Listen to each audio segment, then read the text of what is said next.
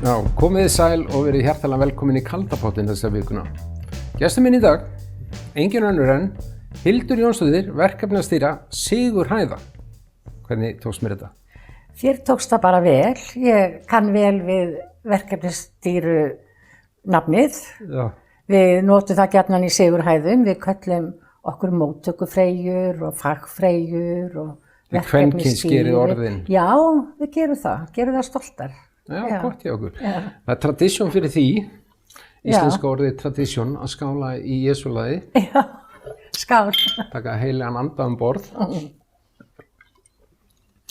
En Hildur, ég rellaði þér að koma hingað, að ég svo forvitin Sigurhæðir. Já. Og hvað þeir að gera og bauka. En fyrst af þér, hver Hildur? Hvaðan kemurðu? Hvert að fara? Ég fædd í Reykjavík 1955, fjórða barnið í röðinni af 8 systkinum. Já, ok. Þannig að ég alin upp í stórum systkinahópi, fæddist í Hlíðunum í risíbúð, ég fæddist með þess að í risíbúðinni. Já, ok. Og ég var fyrsta barnið sem pabbi segist hafa tekið á móti af því hann var viðstaddur. og síðan fluttum við þegar ég var 7 ára gömul inn í Vogahverfi í Reykjavík og þar varð til svona mikið fjölskyldusetur í húsi sem einhvern veginn, það var alltaf hægt að slá upp auka herbergi. Já. Og taka fataskáp og samina það af einhverju öðru og meira sig hafa rúmið hangandi úr loftinu svo það væri pláss undir. Þetta gerði pabbi minn sem var annars tónlistarmaður. Jón Sigurðsson, oftast kallaður Jón Bassi. Já, ok. Og þannig að, en hann var laghentur og hugsaði voða vel okkur svona og húsið. Og það bara, móðir mín seldi þetta hús, bjóði frá 63 og til 2019. Og þá höfðu í allt verið 5 ættliðir í minni fjölskyldu sem hefðu á einum eða öðrum tíma búið þarna. Amma mín bjóð þarna tíma með okkur og 2 móðursystur. Svo voru við systurnar svolítið í því, svona einhverjar okkar að flytja heiman með einhverjum kærustum og eignast börn og skilja og koma svo aftur heim. Og það var alltaf viðkvæðið aftur í Karfavog. Og ég sagði nú eitt tíman að ef ég skrifa ævisögu mína þá mun hún heita Aftur í Karfavog. Vegna þess að það var svo mikið öryggi í þessu. Það var mikið af fólki, mikið umgangur heimilið og síðan þegar barnabörn foreldra minna óksu úr grasi og fóru að mynda fjölskyldur eða voru í námi þá var alltaf pláss í kjallaranum. Þannig að það er svo 4. ættliðurinn sem sagt barnabarn foreldra minna sem bjó síðast í kjallaranum með sinni konu og sínu barni. En byggði pabbinn þetta hús? Nei. Það var bara keypt. Þetta var eitt af þessum sænsku timburhúsum í Vogunum sem bankamenn byggðu eitthvað fyrir 1950. Já. Og þetta var rosalega barnmargt hverfi á þessum árum. Ég gekk í Vogaskóla og ég held að hann hafi bara verið á tímabili stærsti skólinn í Reykjavík. Já, þá er þetta nýtt hverfi að byggjast og þetta er baby boomers tímabilið. Já. Það voru 300 börn á hverju heimili, annað en í dag. En hvernig barn varstu? Hvernig típa varstu? Varstu námsestur? Var vesen á þér? Var vesen á þér? Það var vesen á mér að því leytinu til að ég vildi vera svo sjálfstæð. Okay. Ég var 5 ára gömul þegar ég féll í stafi, var ástfangin af langafa mínum sem bjó niður á Grettisgötu. Og ég tók upp á því 5 ára að sjanghæja með mér vinkonur mínar úr götunni til að fara og heimsækja langafa minn á Grettisgötunni. Já. Og það var svo spennandi að því að hann var grasalæknir. Já, ok. Og hét Erlingur Filippusson, Erlingur grasalæknir. Og það var svo gaman að fá að fara upp á háaloftið hjá honum þar sem hann geymdi grösin stundum voru þau lausa því að var verið að þurrka þau betur og stundum voru þau í sekkjum eða fara niður í kjallara þar sem hann sauð og þar var sem sagt suðulyktin svo megn að eina mínum sterku æskuminningum að þegar ég að labba sem sagt inn Grettisgötuna þar sem hann bjó og ef að veðurskilyrði voru þannig þá var alltaf svona ákveðin eftirvænting hjá mér hvenær byrja ég að finna lyktina. Já, þetta var bara hverfið. Já, af því að í stillum gat hún verið hverfið en blandaðist líka lyktinni frá Agli Skallagrímssyni sem var með verksmiðjur þarna á Barástígnum. Líka, já ég man ekki. Nei, þarna á Rauðarástígnum. Já, eitthvað stað þarna. Já. Og en það voru náttúrulega læti í kringum mig og svona heimili og það voru þrengsli þarna í lítilli risibúð í Mávahlíðinni. En langafi minn, það kom alltaf svo mikil höfgi og mikil ró yfir mig hjá honum. Og mér fannst hann alltaf vita hvað ég var að hugsa. Mér fannst ég lítið þurfa að tala. Þannig að eftir því sem ég fullorðnaðist og fór að hugsa meira tilbaka, þá voru þetta svona kyrrðarstundir. Já. Hann hefur verið ábyggilega kallaði servitringurinn á Grettisgötunni Grasalenka 1950 eitthvað. Nei, ekki servitringur, heldur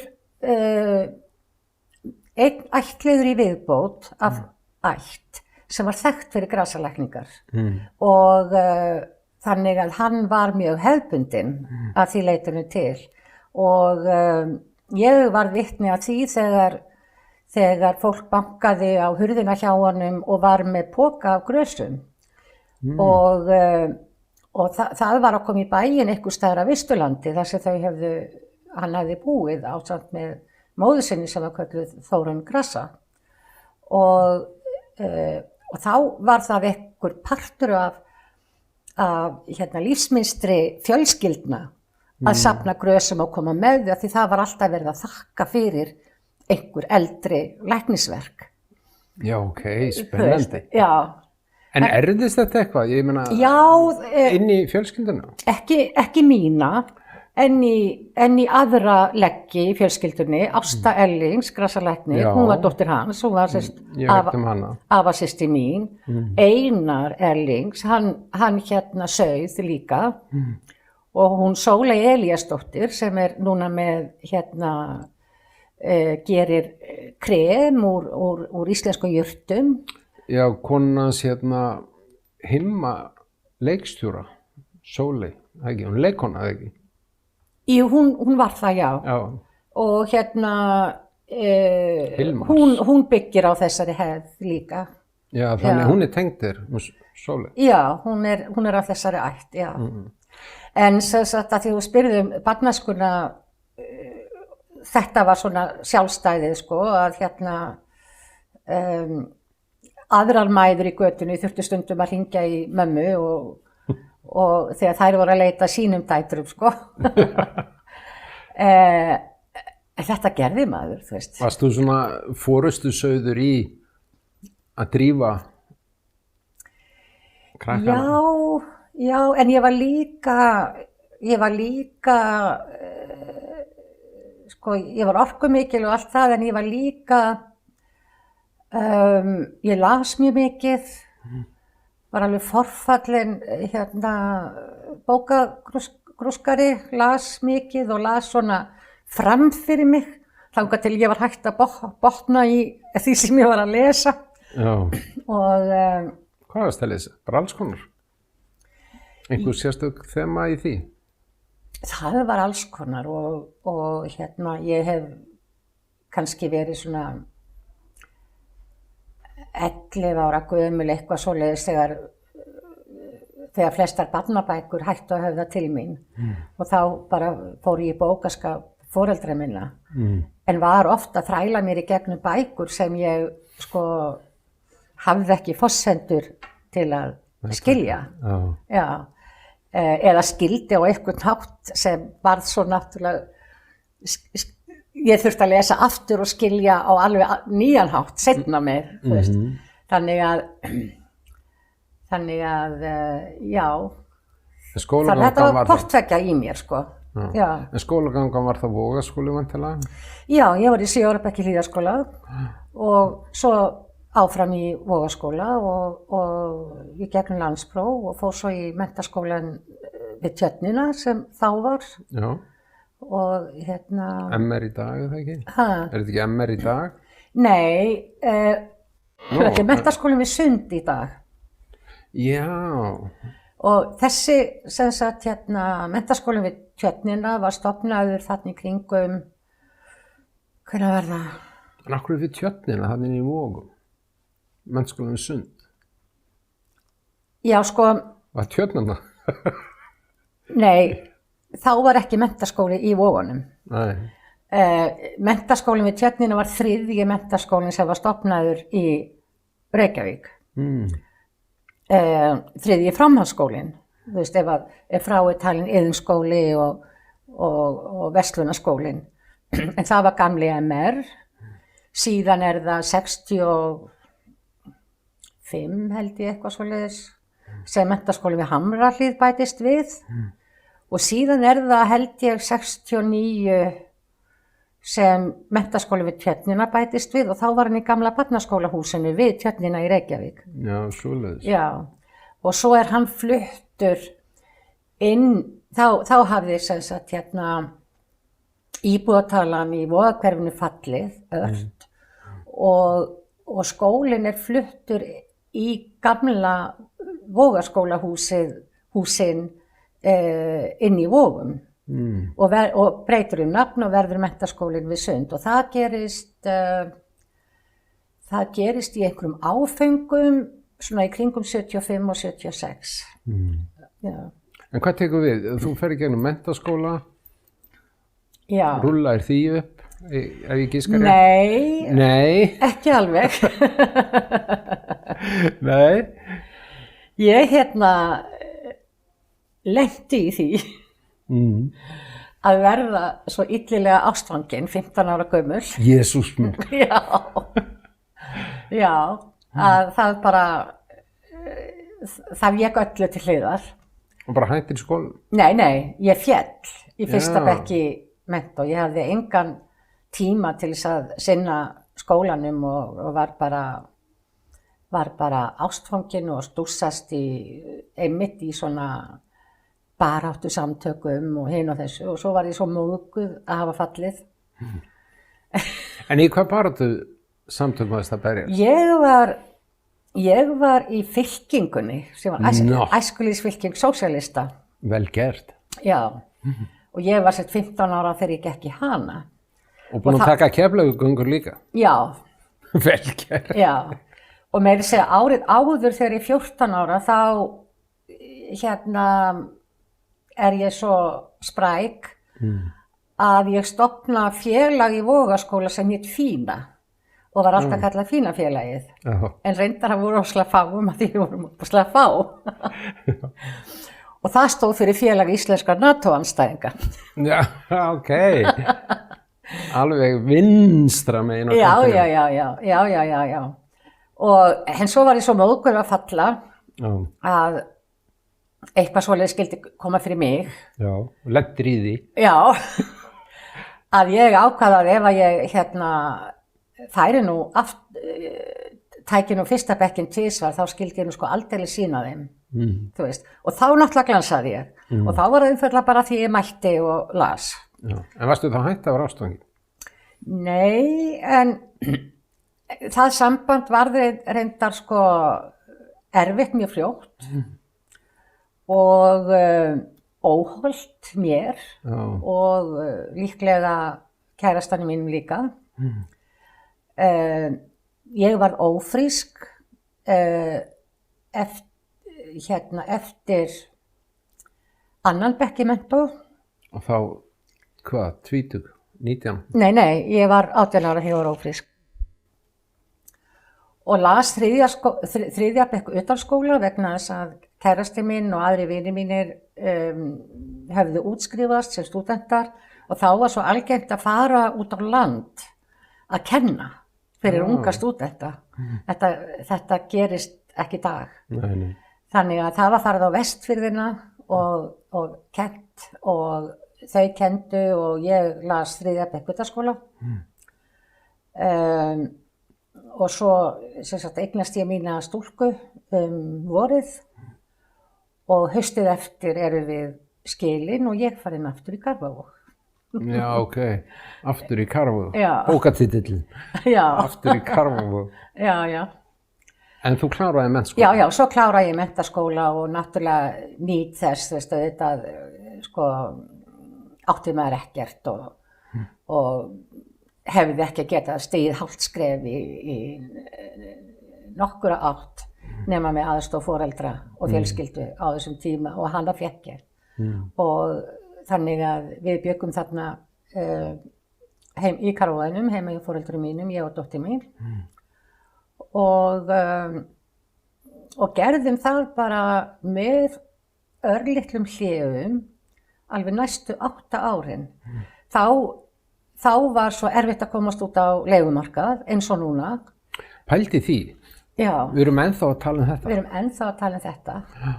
Og þá sko lenti ég því tvisvar að fá íbúð á leigu, merja það að borga heilt ár fyrirfram, eins og þá var algengt. Þá var mjög algengt. Ok. Og svo eftir árið var mér sagt upp. Fjölskylda þurfti að komast í húsnæði eða eitthvað svoleiðis. Þannig að maður var svo óöruggur. En það var raunverulega bara fjármögnun á íbúðinni? Og svo bara búið þegar eftir árið? Það þekkist ennþá? Já, þessi mál hafa aldrei verið í lagi á Íslandi, aldrei nokkurn tíma. Aldrei nokkurn tíma. Nei. En ég fór að vinna eftir stúdentspróf og ég man að ég var fyrst klinka á tannlæknastofu í 1 ár. Fannst það reyndar mjög áhugavert en vildi ekki leggja það fyrir mig. Nei. Það var alltaf svona draumur að komast í meira nám, en svo fer ég í vinnu á auglýsingastofu og auglýsingastofunni Argus og það eitt af besta sem hefur komið fyrir mig í lífinu vegna þess að stofuna rak Hilmar Sigurðsson, teiknari, og hann var mér eins og mentor og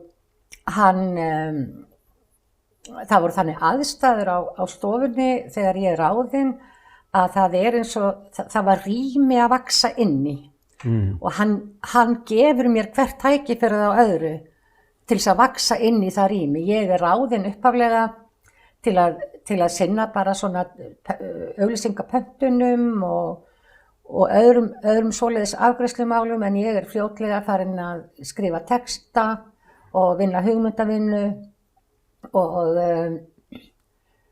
hann hvatti mig áfram í þetta allt saman og þarna fann ég mig virkilega en það var mjög skapandi vinna í skemmtilegu umhverfi en ég var alltaf með þennan draum að fara eitthvað annað og læra meira og þurfti svo á endanum að spyrja mig þegar mér fannst ég skulda Hilmari það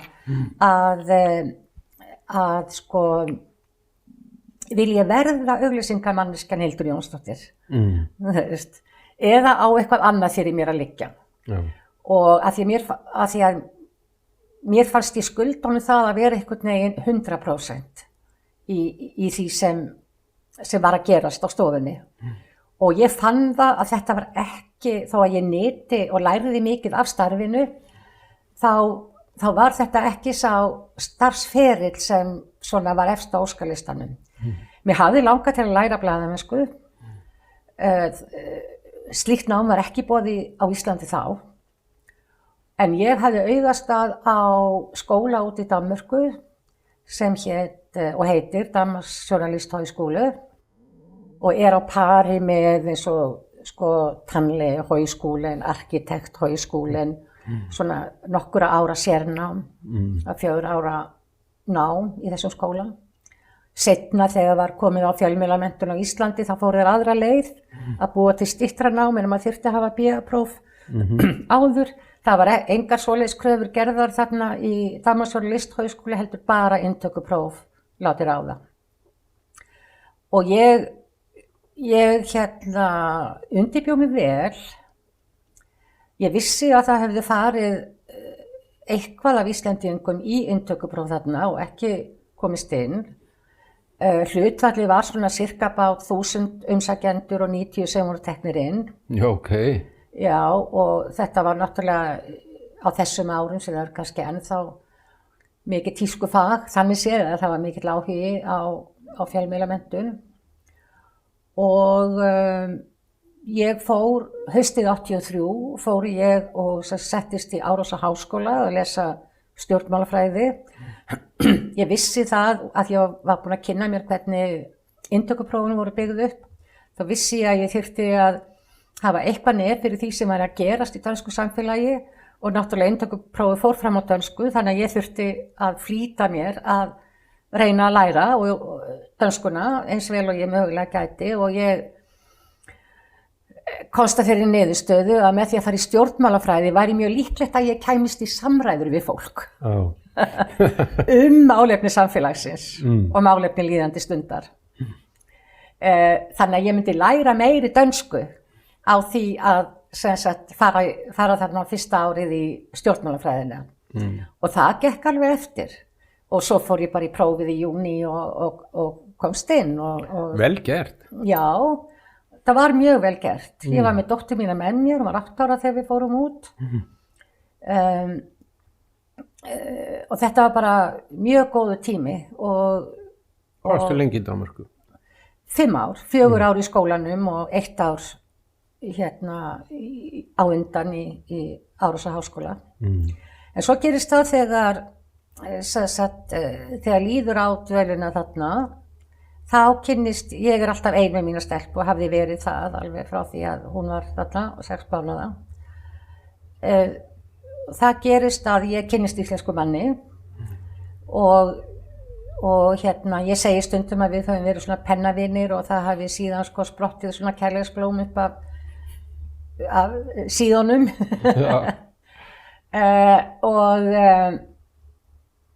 og mig langaði þarna og þegar ég útskrifaðist þá var það svona svolítið togstreita á ég að reyna að fá mér vinnu í Danmörku. Ég hefði getað fengið það var mikil eftirspurn eftir fólki úr þessu skóla.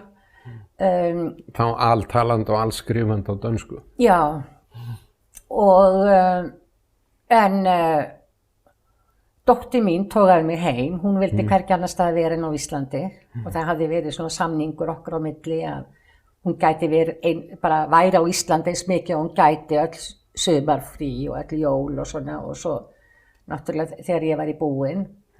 Hún var svo tengd mínum foreldrum að því að við höfðum búið hjá þeim. Í Karfavoginum? Í Karfavoginum, já.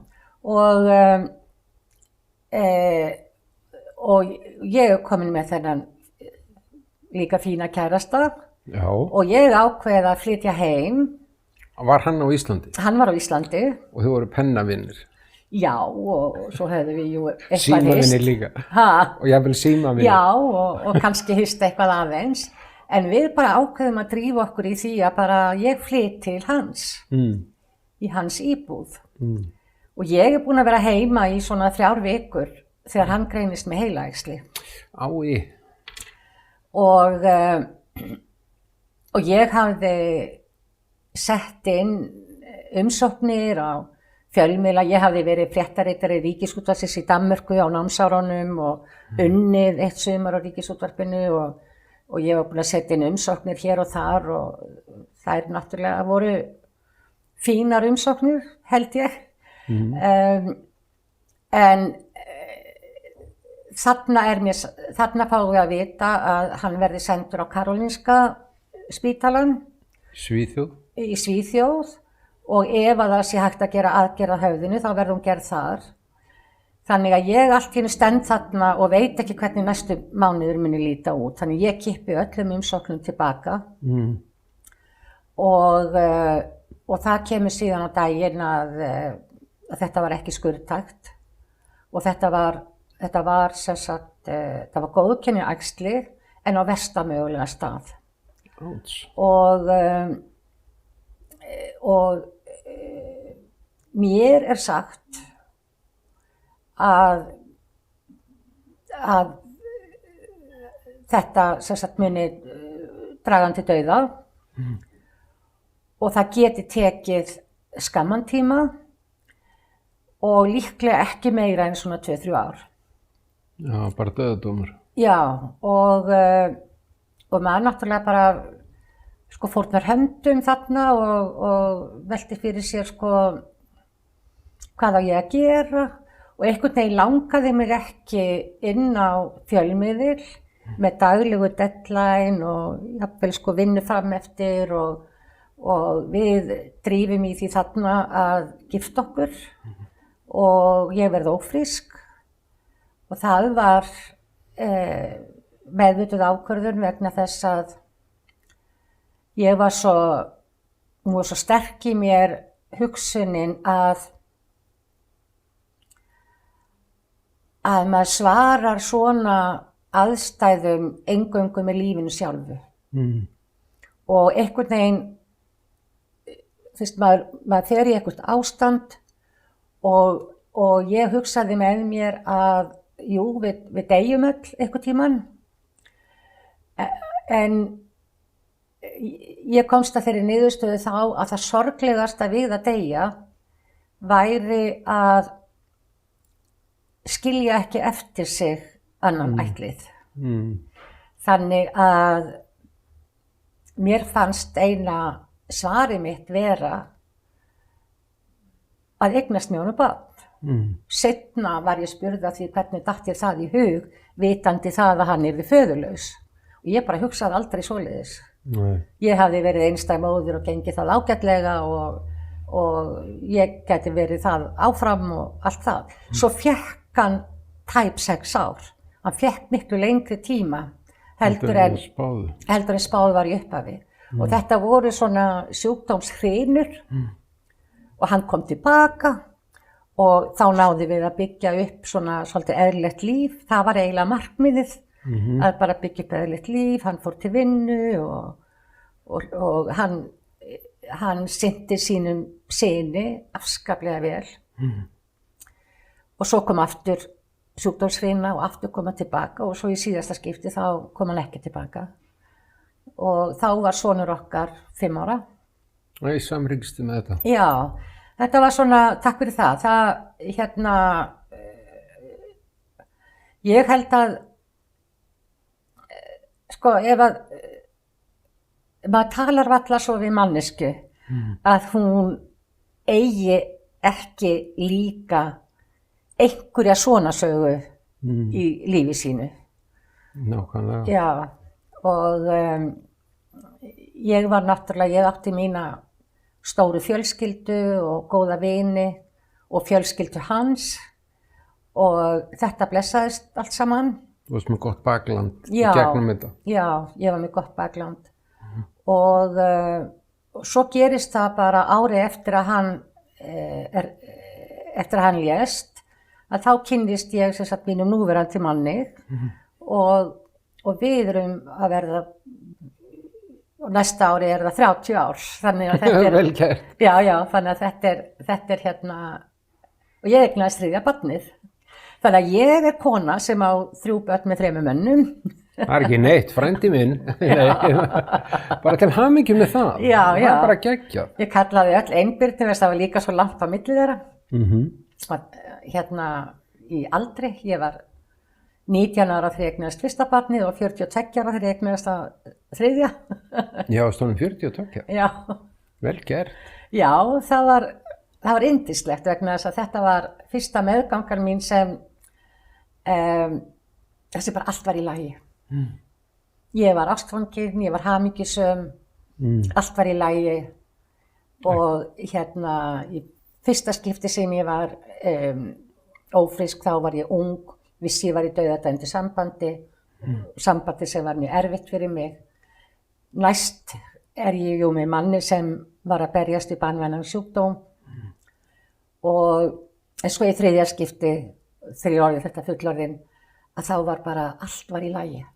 Geggjað. Allt var bara yndislegt. Geggjað, allt þegar þrennt. Já. Já, en samt sorglegt að missa maka og allt það, veist, í skil. Já, en ég svo heppin, lánsöm, að manninu mínum, núverandi, Hirti og Aðalsteinssyni, fannst alltaf eins og að hann hefði fengið verkefni frá Pálmari heitnum, fyrri manninu mínum. Hann hafði fengið soninn hans, hann hafði fengið mig og þannig að nærvera Pálmars heitins, hann var náttúrulega pabbi sona míns og hann var þessi mikilvægi partur af mínu lífi. Hann var alltaf og alltaf til staðar á okkar heimili. Og mér finnst það svo mikil gæfa að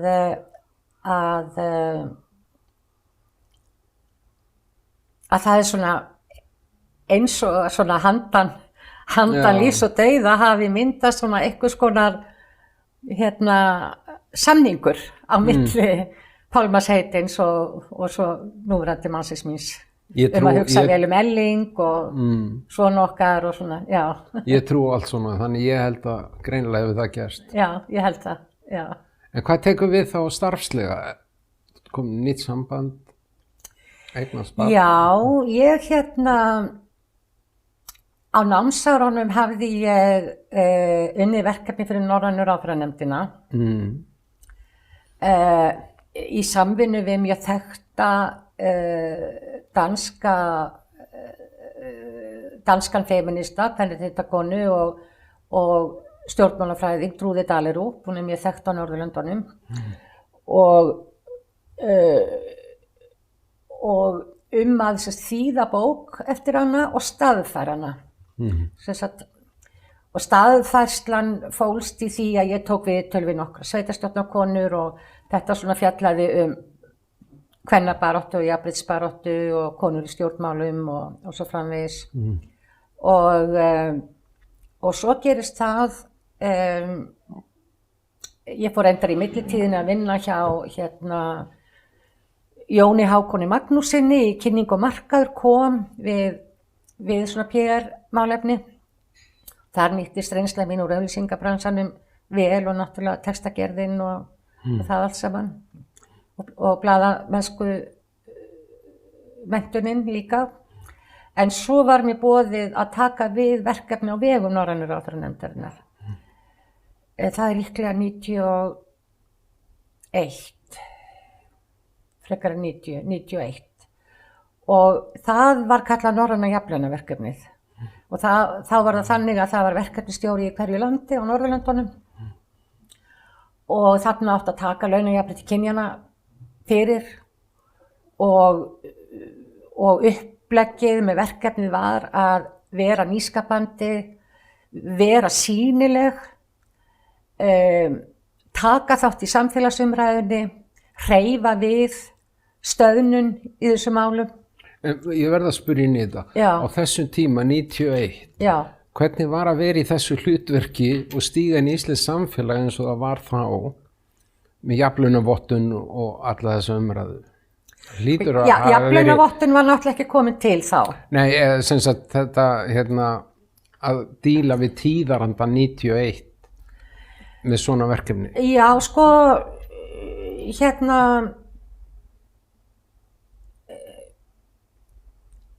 mér fannst verkefni mjög spennandi og ég tel að það hafi hreyft við heilmiklu, þetta verkefni, og eitt af því sem verkefnið reyndi að varpa ljósi á voru leiðir til þess að vinna sig út úr launamisrétti kynjanna. Og þá er þá fjölluðum við mikið starfsmat og starfsmat hafði á þeim tíma frekar illt orð á sér á Íslandi. Það hafði verið gerð tilraun með starfsmat hjá ríkinu sem þótti takast voðalega illa. En þegar ég kynnti mér það starfsmat og síðan það starfsmat sem við vorum að kynna okkur og fræða og fræðast þegar komið fram á árið 1991, þá það allt annað. Þá tekur það útgangspunkt í orðalagi jafnlaunareglunar sem kölluð það að segja svo lagagrein í jafnréttislögum sem kveður á að konur og karlar skuli fá jöfn laun fyrir jafnverðmæt störf. En fólk klóraði sér svolítið í hausnum og sagði hvað þetta jafnverðmæt störf?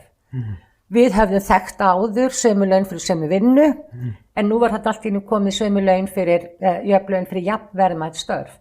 Og þetta þurfti að útskýra og að því að þetta var nákvæmlega sama reglan og sem öll vestræn ríki höfðu tekið upp og komið frá Alþjóðavinnumálastofnuninni upphaflega, komið síðan inn í lög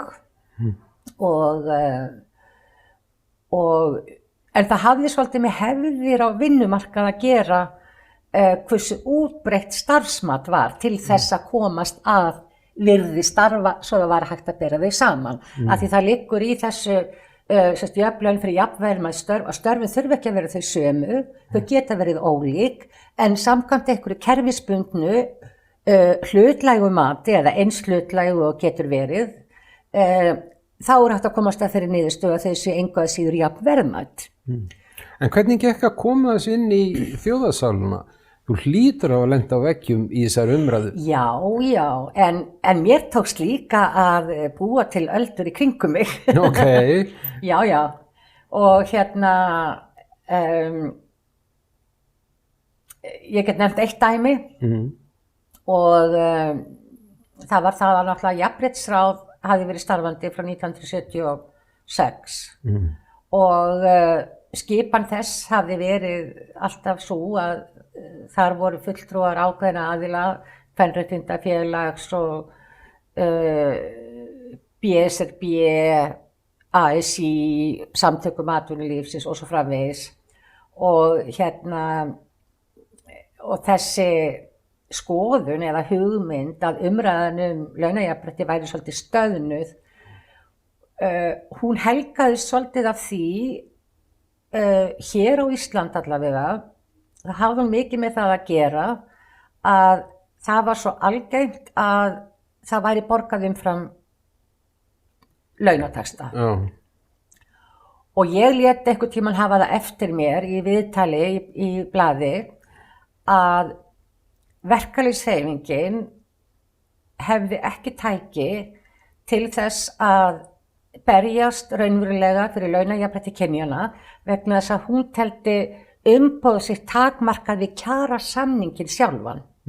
Og ef að síðan atvinnurekandi vildi borga eitthvað umfram það, þá var það bara gott að hann gerði það og svona, en launamunurinn myndaðist aðalega þar. Já. Og þetta þýddi það að það var eiginlega ekki hægt að segja með góðu móti að sá launamunur sem myndaðist í þeim greiðslum sem voru umfram kjarasamninga, að sá launamunur væri inn á borði verkalýðsfélagana.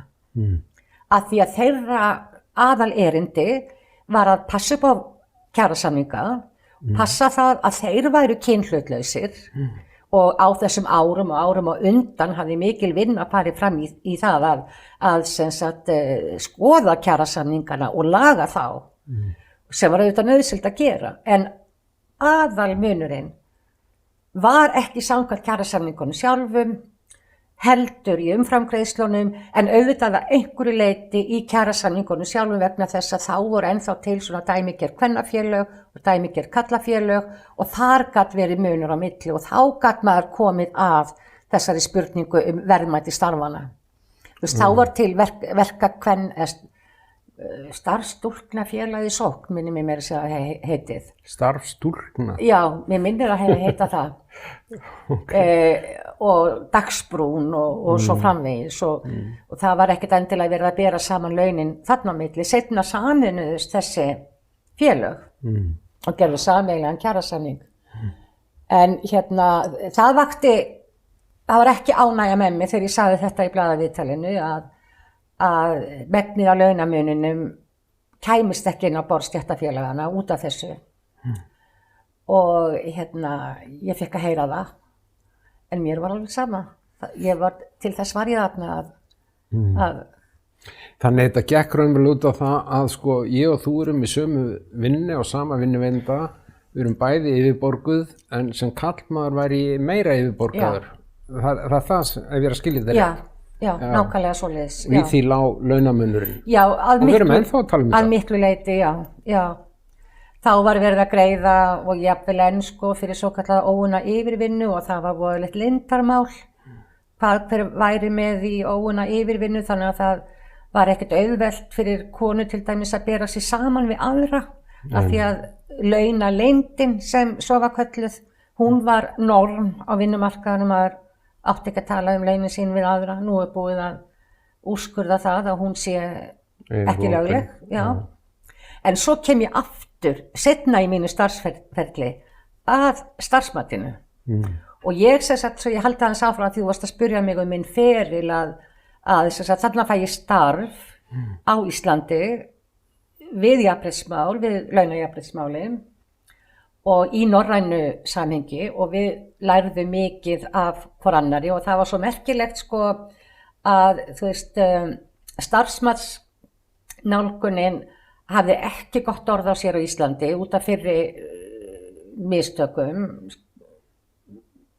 leyfi ég mér að segja, en það var til dæmis miklu þekktari og viðurkenndari aðferð til dæmis í Finnlandi og í Svíþjóð að einhverju leyti, þannig að það var líka munur á vinnumörkunum innan Norðurlandana og svo í hinum enskumælandi heimi sem við kynntum okkur mjög vel, þar var starfsmat bara eitt helsta viðurkennda tólið til að ákveða laun, til launasetningar og þá var komin í gang mikil bylgja sem sko hafði alveg náð að skila sér, þar að segja að rýna eldri starfsmannskerfi sem hefðu kannski verið í notkun í áratugi. Þetta verður útbreytt eftir stríð, sem í mennskumælandi heimi, rýna þau og leggja mat á þau hvort að þau væri með bias, hvort að þau væri með innbyggða kynjaskekkju. Og þannig að það var búið að framkvæma mikla vinnu til dæmis í Kanada, í Bretlandi og víðar að og það meira að segja einhver dómsmál skapast líka í því sambandi að leiðrétta þessi eldri starfsmannskerfi og skilgreina það í hverju kynjahallinn lá. Svoleiðis að við höfðum það þegar við förum síðan að predika þessa leið, að þetta væri raun og veru eina leiðin til að svara því hvernig eigum að komast að því hvaða störf eru jafn verðmæt nema með því að leggja mat á störfi.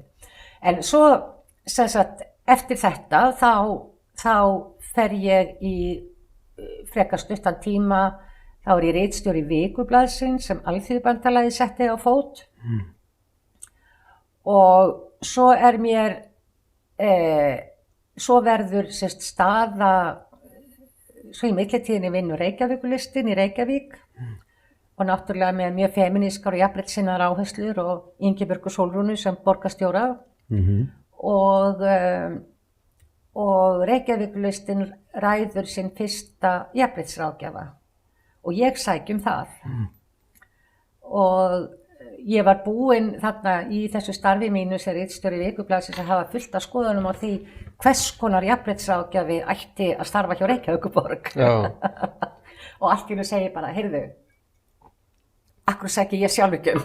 Já, nákvæmlega. Já, og ég gerði það og var ráðin og þar var ég í 10 ár. 10 ár? Já. Vel gert. Já, og var þar alveg þangað til að Vilhjálmur Þótt Vilhjálmsson, verður borgarstjóri og hann hafði, og það var ekki forsendur hjá honum eða hans flokki til þess að halda þessari miklu virkni í jafnréttisstarfinu gangandi eins og hafði verið þarna á tímum Reykjavíkurlistans. Og var skrúa fyrir þetta bara? Hvað segirðu? Var skrúa bara fyrir þetta? Kannski ekki að öllu leyti, en hérna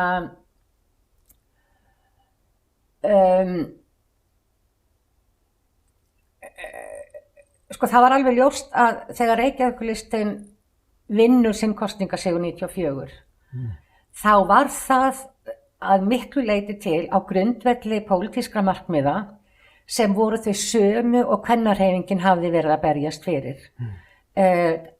Dagvistun, á þeim tíma þá sem sagt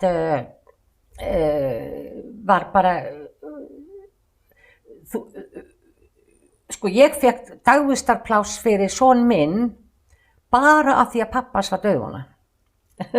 Bara út af því, ekkert bara. Af því að við vorum gift, já, og það var einfaldlega ekki stefna borgaryfirvalda að mæta þörfinni fyrir dagvistun og þannig var svona bara, var það þannig? Misgengi í því að konur voru komnar út af vinnumarkaðin í stóru mæli en hið opinbera og sveitarfélögin sáu það ekki sem sitt hlutverk að svara þeim þörfum sem komu upp í sambandi við það. Og hérna þannig að krafan dagvistun var bara risastór pólitísk krafa þarna á þessum tíma og út á það vinnur Reykjavíkurlistinn, út á líka hluti eins og samfelldan skóladag. Skóladagurinn var þá oft í bútum og gert ráð fyrir því að börn kæmust heim í hádeginu til að borða.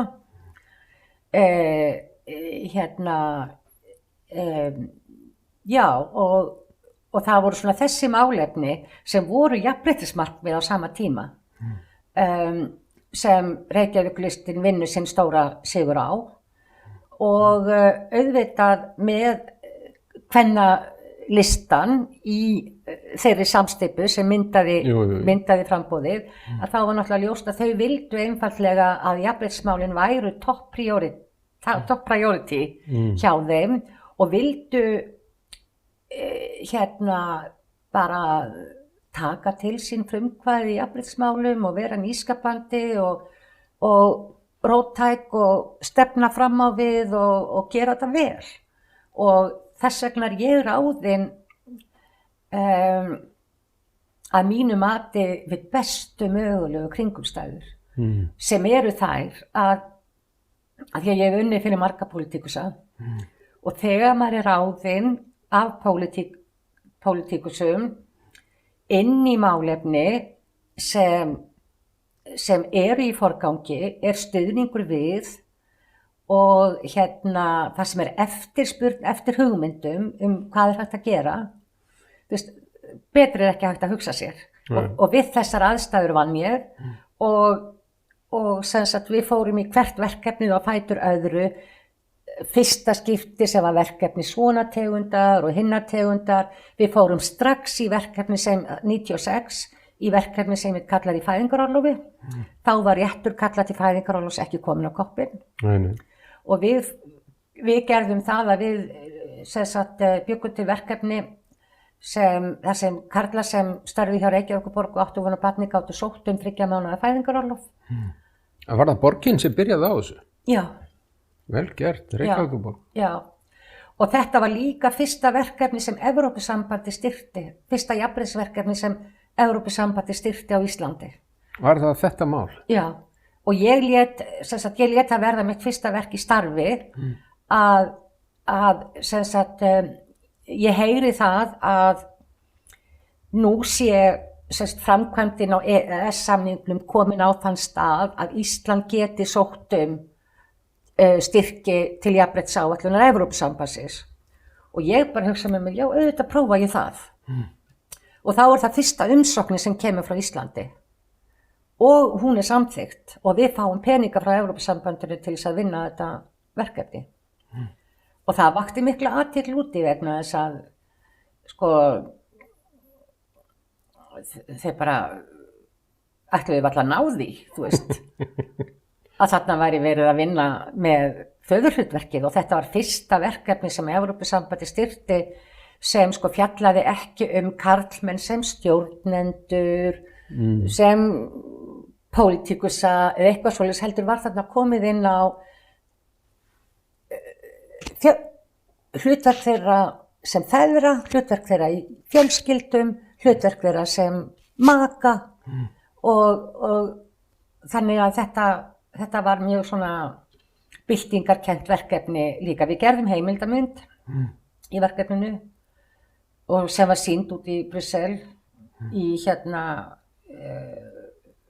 við berum að sýna hana að það var einhver sýning sem var í gangi á afurðum einhverja verkefna og þá var Jacques Delors, framkvæmdastjóri Evrópusambandsins og hann alveg, sko hann átti að ganga í gegnum svona sýninguna, þú veist, með hersinguna og eftir sér og láta bara mynda sig sko fyrir heimasíðuna og allt það sko, en hann stoppaði fyrir fram að skjáin það sem var fyrir að sýna slökkviliðsmann skipta blei á barninu sínu og gefa því að borða og allt var nýtt og hann bara féll í stafi sko. Þetta var náttúrulega, þetta var svo gaman og það var svo gaman, fyrsta verkefni sem snerist samræmingu starfs og einkalífs byggum við til líka. Þú ert núna verið í frumkvöðlastarfi í mörg ár. Já. Heldur betur. Já, og síðan gerist það, sem sagt, já, og við náðum að jafna hlut kynjanna í stjórnunarstöðum í kringum held ég 2000.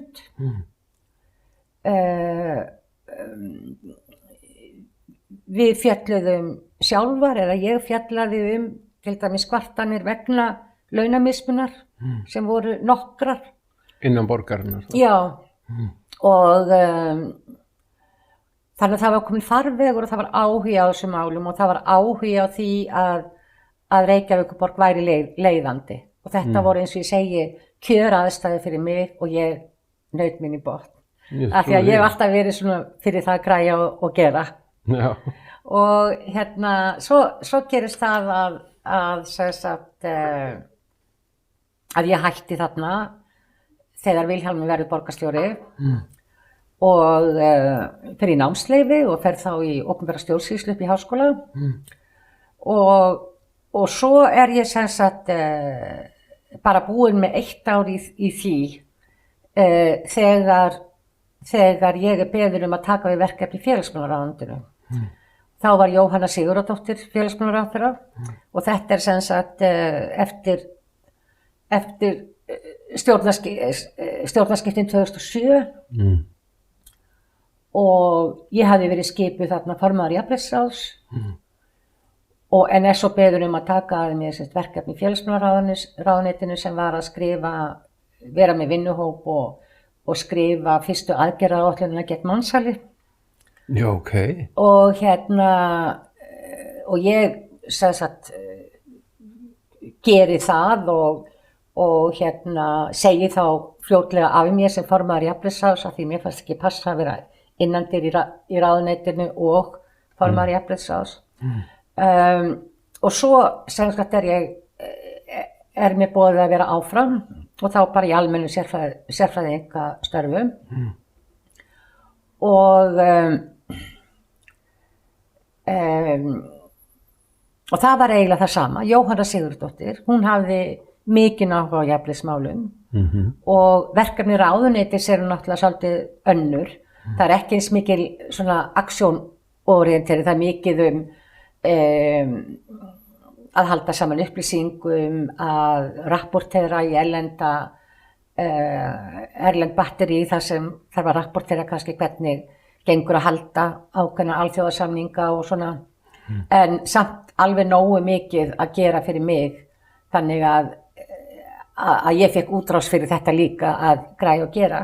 Og síðan þegar hún verður forsætisráðherra, þá býður hún mér að fylgja sér yfir í forsætisráðuneytið. Af því að hún vildi sem forsætisráðherra setja sitt mark á jafnréttismálin og lyfta þeim upp. og þá nýt ég þess ennþá að vera að vinna að málaflokki sem getur verið mjög erfiður og þess vegna mjög frústrerandi að vinna við ef maður ekki að vinna við þessar góðu aðstæður. Ég fæ aftur tækifæri til að vinna að jafnréttismálum undir stjórnmálamanni sem vildi að það gerðist eitthvað, sem vildi ná árangri.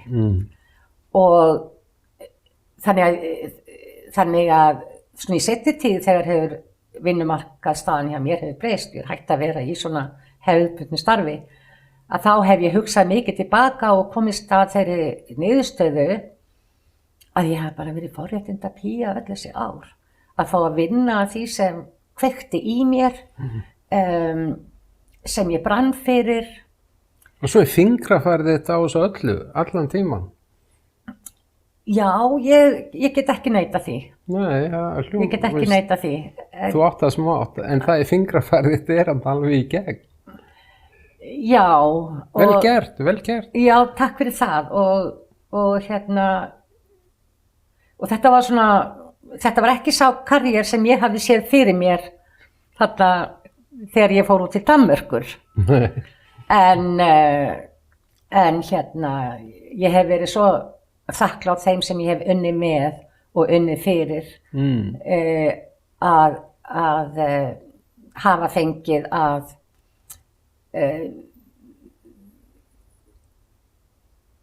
vinna vinnu sem skipti máli, skipti konur máli og líka karlmenn, líka feður og já. En svo að því tíminn hleypur svolítið frá okkur, síðan koma sigurhæðir einhvers staðar. Já. Hvernig verður það til? Sko, það verður þannig til að ég hafði flust frá Reykjavík og Selfoss áramótin 2003-2004 og það voru eiginlega atvinnuhagsmunir mannsins mín sem tengd okkur hingað, ég hélt áfram að keyra á milli og vinna í Reykjavík. En svo líkur það hefði orðið breytingar svona á ráðherraskipan og öðru slíku sem gerir það að verkum að ég ákveð að bara ég geti hægt að vinna og fari bara að velta fyrir mig hvað langar mig þá að gera. Ég gat hugsað mér að skrifa, ég gat hugsað mér að gramsa svolítið í minni fjölskyldusögu og þannig að ég hafði engar áhyggjur af því. En ég hafði sem sagt þarna nokkrum árum 2014 eða 15 þá hafði ég sem sagt búið hér á Selfossi, alltaf kyrrt á milli og mér fannst ég ekki hafa kynnst samfélaginu hérna nóg. Fannst ég vera svolítið utanveltu í samfélaginu að ég gæfi því ekki nógu mikinn gaum.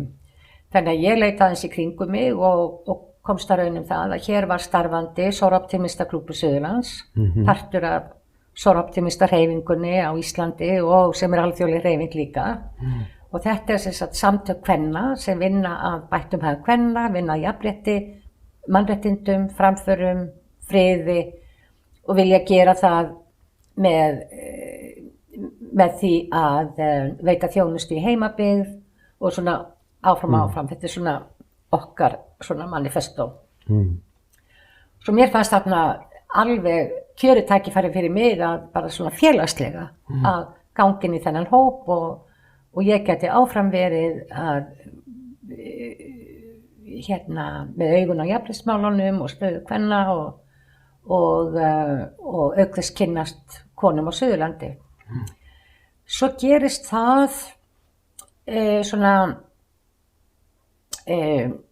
það er svona gerjast þarna 2018, 19 fram á 2020 svona svo skoðun í klúbbnum, Soroptimista klúbbnum meðal systrana, við kallum okkur systur,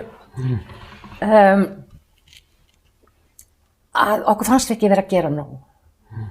Okkur fannst verkefnin okkar, allir klúbbar hafa verkefni, búa sér til verkefni og yfirleitt er það að styrkja eitt eða annað, veita námsstyrki, veita reynda leiðtogaþjálfun, ýmislegt spennandi og skemmtilegt. Miðað á konur. Já, unga stúlkur og konur.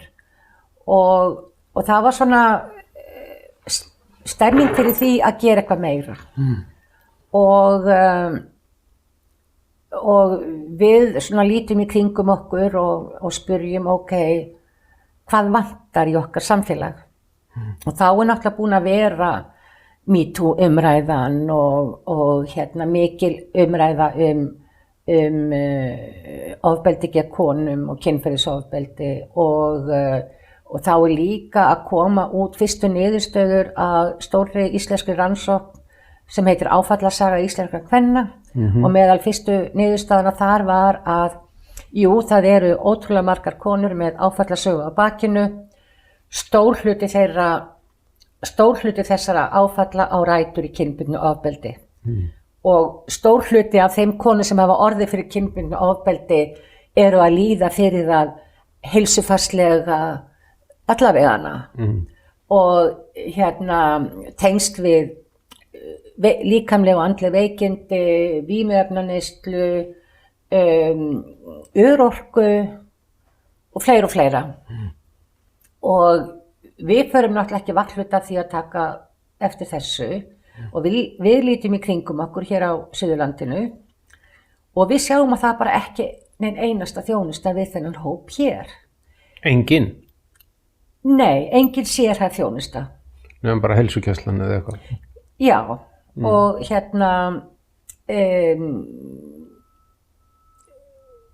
konur gátu farið til Reykjavíkur í Stígamót eða í Bjarkarhlíð sem var enda stofnað 2018 og en sú ferð og til dæmis að fara vikulega í viðtölið eitthvað svoleiðis var bara mörgum megn og við bara litum hver á aðra á sem hver annar mun mæta þessari þörf ef við reynum ekki að gera eitthvað í þessu. Og fyrsta skrefið okkar var að kanna undirtektir hjá sveitarfélögunum, hjá félagsþjónustum sveitarfélaga. Og að því að við sáum það fyrir okkur að þetta gæti ekki við svona einkaverkefni okkar. Þetta yrði að vera breytt samfélagslegt verkefni. Og þess vegna skipti öllu máli að fá svona breiðan front, breytt bakland af samstarfsaðilum með í þetta. Samstarfsaðilum sem hver sig gat verið í snertingu við þolendur kynbundins ofbeldis og voru með hlutverk, hvernig svo sem þeir gátu ræktað það einir og sér eitthvað staðar. Þannig að partur af hugmyndinni var að leita til allra sveitarfélaga á Suðurlandi, leita til lögreglunar, heilbrigðisstofnunar Suðurlands, sýslumannsembættanna. Það eru 2 lögregluembætti og 2 sýslumannsembætti á Suðurlandi, bæði Suðurland og svo Vestmannaeyjar. Og alls staðar okkur tekið fagnandi. Ég sá að heimasíðin ykkar, öll sveitarfélög á Suðurlandi eru með í dag. Allir þessir aðilar, það eru 23 samstarfsaðilar í Sigurhæðum. Og það Sir Optimus? Já, veistu það, þú vart ekki eini. Nei.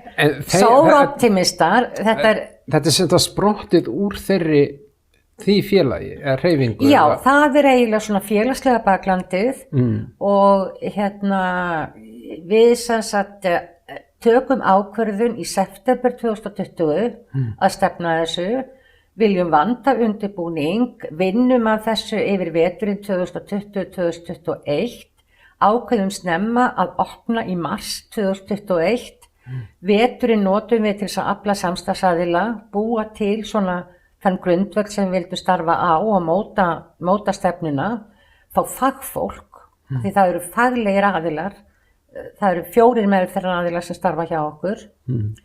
Starfa, ekki sjálfboða? Já, en svo klúbburinn í sjálfboðaliðastörfum við móttöku og tímabókanir, gefa tíma, breyta tímum, þú veist, taka mót í húsinu, búa til gott andrúmsloft og allt það. Og þetta gengur allt eftir og strax við samþykkjum semst í september að fara út í þetta í október erum við búin að gera samning við Háskóla Íslands að fylgja okkur eftir í undirbúningnum og taka síðan út fyrsta starfsárið. Þannig að við fáum óháða matsskýrslu á það hvernig okkur að ganga strax eftir fyrsta starfsárið. Vá, vel gert. Já, og klúbburinn hann tekur þetta bara í fangið. Allar þessar konur, við erum 35 líklega í dag. Ég held að við höfum verið svona 23 eitthvað svoleiðis þá. Það hafa bæst við fleiri síðan. Líka konur sem hafa viljað koma og taka þátt í starfi Sigurhæða. Og þessar konur bara, þessar hetjur hérna, sem stofnuðu klúbbinn 2009 hér á Suðurlandi og vildu gera meira og vildu skilja meira eftir sig í sínu starfi. Þær hafa bara tekið þetta í fangið. Við erum í dag í mjög góðu húsnæði hérna í Heiðmörkinni, rétt hjá Heilbrigðisstofnun Suðurlands. Lögreglan er með viðtöl hjá okkur, við fáum lögfræðing sem veitir lögfræðiráðgjöf. Við erum með einstaklingsmeðferð og stuðningsviðtöl. Það geta verið aðstandendaviðtöl líka. Er þetta allt bara fríkeppis? Þetta allt frítt, já. Geggjað. Já, mitt aðalstarf. Ég ekki faglegur meðferðaraðili. Nei. Mitt aðalstarf sem verkefnisstýra að vinna fjármögnuninni. Og það getur verið alls konar. Það getur verið alls konar. Það náttúrulega alltaf mjög mikið á brattar að sækja, en það ákveðið samkomulag í gangi við sveitarfélögin sem hefur alveg gengið eftir. Þar sem sveitarfélögin fjármagna þriðjung af kostnaðaráætlun. Við höfum verið svo heppin að hafa verið áhersluverkefni, svokallað áhersluverkefni í sóknaráætlun Suðurlands, sem á vegum samtaka sunnlenskra sveitarfélaga. Höfum verið það í 3 ár. Það venjulega tímabundið, þannig að það gæti dottið niður hvenær sem er. Það oft hugsað til þess að hjálpa einhverja stað. En þannig að svo höfum við fengið frá Alþingi, frá ráðuneytum, félagsmálaráðuneytinu. Við höfum fengið framlag frá Lýðheilsusjóði. Við höfum fengið framlag frá svokölluðum Sigfúsasjóði. Og svo hafa þetta verið minni framlög frá félagasamtökum, það hafa verið Oddfellow klúbbar, aðri sóroptimista klúbbar. Jafnvel einstaklingar? Ekki mikið það. Nei. Og svo þetta, en það þarf að sækja þetta. Það getur verið sama vinna á bakvið umsókn sem skilar 100.000 kalli eins og umsókn sem skilar 2 milljónum. Hvað mikið? Þið með eitthvað tölfræði kringum hvað margir hafa leitað til ykkar? Já, það 300 konur. 300 konur? Já, og þær eru í miklu meiri þjónustu hjá okkur heldur en nokkuð staðar annar staðar. Við erum hérna á Suðurlandinu að veita þessum hópi miklu meiri þjónustu en sambærilegar miðstöðvar sem eru ein í Reykjavík og reyndar Stígamót líka í Reykjavík og Bjarmahlíð á Akureyri, Bjarkarhlíð í Reykjavík eru að veita.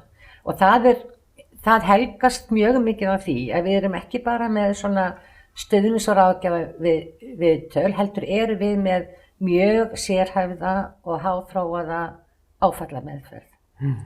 Og okkur fannst við á grundvelli þeirra þekkingar sem lá á borðinu þegar við erum að fara af stað og þá vitna ég aftur í þessa stóru rannsókn á áfallasögu íslenskra kvenna að okkur fannst við ekki geta farið af stað nema að taka mið af því sem við sem samfélag, sem rannsóknarsamfélagið, fræðarsamfélagið hafði komist að og það var það tráma, áföll, skipta þarna rosalega miklu máli og ef að þú hefur orðið fyrir svona því sem við tölum gjarnan áföll í alls konar merkingu, en ef við erum að tala áföll sem eru svona klínískt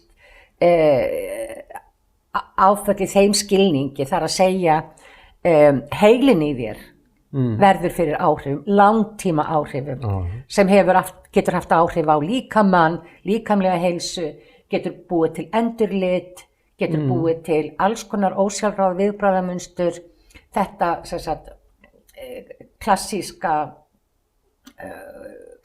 tráma, þessi trámafræði reyndar frekar ný, en það þarf mjög sérhæfðar aðferðir til þess að fást við þetta. Þannig að við erum með svo kallar EMDR sálfræðing starfandi hjá okkur. Ef við zoomum það út bara hérna á Suðurlandi, þá get ég vísað á ykkur ef ég á vinkonu eða eitthvað sem er í erfiðu sambandi eða bara erfiðleikum með sjálfan sig. Já. Þá er mér ótt að vísa á sigurhæðir sem snertiflöt. Já, það geta allir sem telja sig geta þurft á okkar þjónustu að halda, þeir geta panta tíma og það er líka vísað á okkur, allir þessi samstarfsaðilar vísa á okkur og náttúrulega fyrst þá var kannski meira það að í okkar skjólstæðingahópi væru konur komnar eftir tilvísunum, en svo fór að koma alltaf þetta, já ég heyrði að þessi vinkona mín og allt það hefur verið hjá ykkur og svona, og ég meina hver sem veit af sigurhæðum getur bara hringt og panta tíma. Það er hægt að fara inn á heimasíðun okkar sem er sigurhæðir, HAEDER, sigurhæðir.is. Er það skammstaf? Nei, ég er bara að segja að maður skrifar HAE í stað fyrir æ og er. Já, ég skil ekki. Já. En það er mjög aðgengileg heimasíðningar, ég sá að það er bara að hafa samband, þetta var allt svona blasti við sigurhæðir.is. Já, fjallar það hvað við erum að gera, hvað þjónustu við veitum, hverjir eru að vinna hjá okkur og svo er bara hnappur bóka tíma. Og það er allur trúnaður í þessu allur trúnaður, allir undirrita trúnaðaryfirlýsingu og allar sem vinna, allar svo optimista systurnar sem vinna sem sjálfboðaliðar, þær fara í gegnum námskeið áður að byrja að vinna og undirrita trúnaðaryfirlýsingu líka. Þannig að það er fullur trúnaður. Ég hafði heyrt þetta nafn Sigurhæðir. Já. En það er ekki finnir svona grúskiði, þess vegna vildi ég fá þig að spjalla við þig. Já. Þetta er heilmikið starf. Þetta er mikið starf, já. Þetta er stór flötur. Já, budgetin okkar fyrir þetta ár er 50 milljónir. Bara 50 milljónir? Já, við erum ekki með þessa fagaðila í fullu starfi. Tveir þeirra eru að reka stofur í bænum og tvær þeirra eru í öðrum störfum, vinna hjá ljósinu og koma hingað 1 til 2 daga í viku. Já. Og þetta er opið alla daga, semst á þá bara einhver skrifstofu tíma? Nei, það er reyndar ekki auðvelt að droppa bara inn. Nei, ég meina, en þetta er miðað milli 8 og 4 eða 9 og 5 eða eitthvað slíkt? Já, við erum yfirleitt svona, við erum lengstu daga til okkur eru 3. daga, 5. daga og 1. daga. Þá getum við verið alveg til 7 í húsinu og það eru starfandi hópar. Við erum með 6 hópa held ég starfandi og það er sem sagt, það er ákveðin þerapía líka af því að hópunum er stýrt eftir ákveðinni aðferðafræði og allar okkar fagfreyjur hafa núna á þessu ári lokið þjálfun hjá erlendum aðilum sem kalla sig Assist, sem er aðilar sem hafa þróað aðferðir til að vinna yfir hópa með tráma. Því að EMDR er einstaklingsmeðferð, en það geta fleiri þurft það sem við getum kallað áfallamiðaða nálgun. Og þetta Assist er þróað í vinnu á hamfarasvæðum, jarðskjálftasvæðum, flóttamannabúðum, unni með Rauða krossinum og svo framvegis. Og núna erum við að innleiða þá aðferð líka og okkar fagfræður hafa sem sagt núna hlotið réttindi til þess að vinna samkvæmt því eftir að hafa verið í þjálfun hjá þessum erlendu assist aðilum. Þannig að við erum alltaf að þróa okkur áfram líka. Það eru breytingar og við erum að læra og þróast og það er svona helsta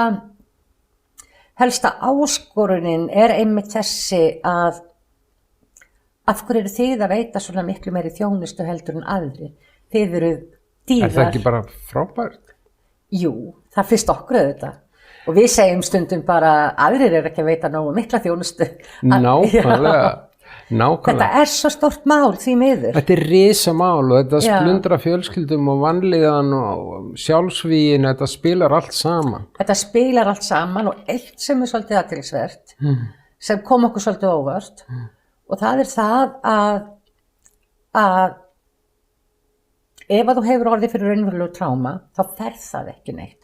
Þú getur lært að lifa með því, en það fer ekki neitt. Þú situr upp með alla ævi. Situr uppi með það. Og þess vegna getur æviðinni hafa undið fram alla vegana, gegnum hjónabönd, barneignir, allt saman, en það er óuppgert tráma sem hefur áhrif á þig, hefur áhrif á tengslin við annað fólk, getur haft áhrif á tengslin við maka. Og börn og foreldra og nefndi það. Þannig að eitt af því sem kom okkur á óvart var að það er þó nokkur stokkur á konum sem koma til okkar sem með eldri áfallareynslu á bakinu, þar sem bæði konan og núverandi maki hafa áttað sig á að það þarf að vinna með það. Það eru ofta að koma eftir stuðning frá sínum núverandi maka. Já, hugsaður. Já. En þetta er að breiðast út. Það er ekki svona mikið tabú í dag að tala um þetta, sem betur fer. Nei. En, sem betur fer, já. Hvað viltu segja við þessar konur sem eru að hlusta eða horfa? Benda þeim bara á heimasíðuna, hafa samband ef þeir eru eitthvað að böglast með þetta? Já, það er best að hafa samband í gegnum heimasíðuna. Já. Og það er líka símanúmer sem hægt er að hringja í. Og bara innilega velkomnar. Og við vildum að nafnið okkar vísaði í það að stærsti sigurinn felst í því bara að bóka fyrsta tíman og koma. Já. Nákvæmlega. Heyrðu, skál í boðinu, Jesúlaði. Takk fyrir að koma, Hildur. Takk sem gaman að sitja þetta með þér. Já, takk fyrir. Þú er bara ædolið mitt. Þú ert aldrei búin að snerta á íslensku samfélagi. Vel gert og til hamingju með þetta allt saman. Já, bara mín forréttindi. Heyrðu, þá þökkum við fyrir okkur Kaldi potturinn í dag og honum Sindra Mjölni, stórvinn okkar hann á tökkunum hann að hinum megin í salnum. Hildur Jónsdóttir, gaman að kynnast þér, gaman að fá að heyra söguna þína og þangað til næst. Það var bara lifi byltingin. Já, takk fyrir kærlega. Takk að þér. Takk að þér. Miklu frekar. Takk að þér.